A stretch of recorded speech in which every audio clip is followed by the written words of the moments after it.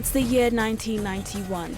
The Revolutionary United Front, or RUF, begins a civil war in Sierra Leone. A war that would drag on for 11 years. It would leave at least 70,000 people dead and millions displaced. 20,000 children fought as child soldiers. The United Nations set up a special court, and it sat in the building you see behind me. From 2002 to 2013, when the tribunal ended, it indicted 13 people and found 9 of them guilty. Now it's a peace museum.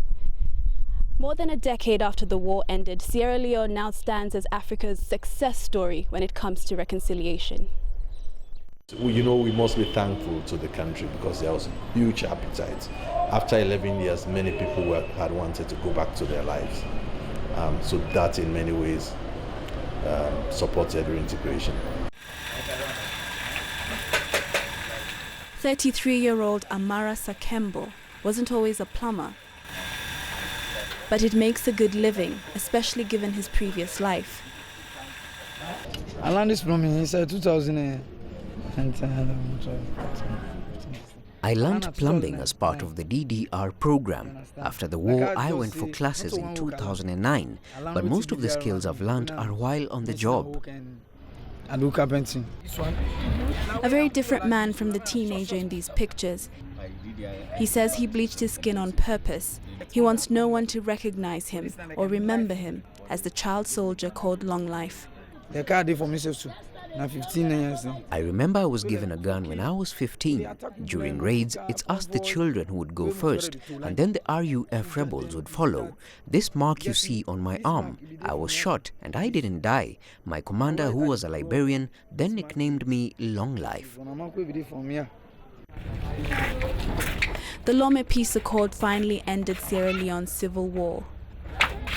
Amara and many other child soldiers were spared prosecution under a blanket amnesty. There he was taught plumbing.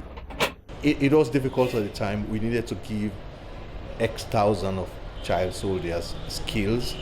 You give them skills. I remember us giving them carpentry tools, tailoring tools. After 6 months, 8 to 18 months of training, there are no jobs.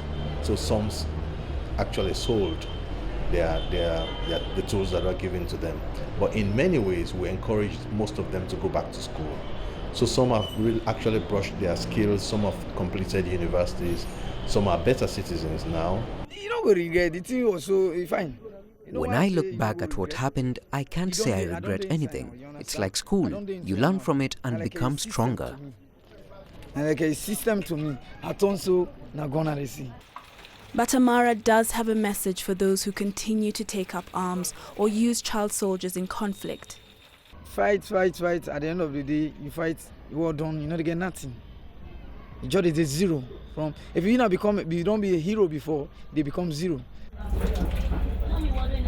Amara is one of the lucky ones, not just because he survived, but because he can make a living in a country where around 70% of the youth are unemployed. Yes, there's inequality and anger, but there's a reason there's no war. We need a conversation as to which kind of country we want, which kind of future we want, and how can we achieve that together. And one of the missing puzzle in the jigsaw is the absence of leadership behavior change. And some say the end of Ebola in Sierra Leone provides a second chance for people and authorities to address long-standing issues once and for all. Kathryn Omwandho, Freetown, Sierra Leone.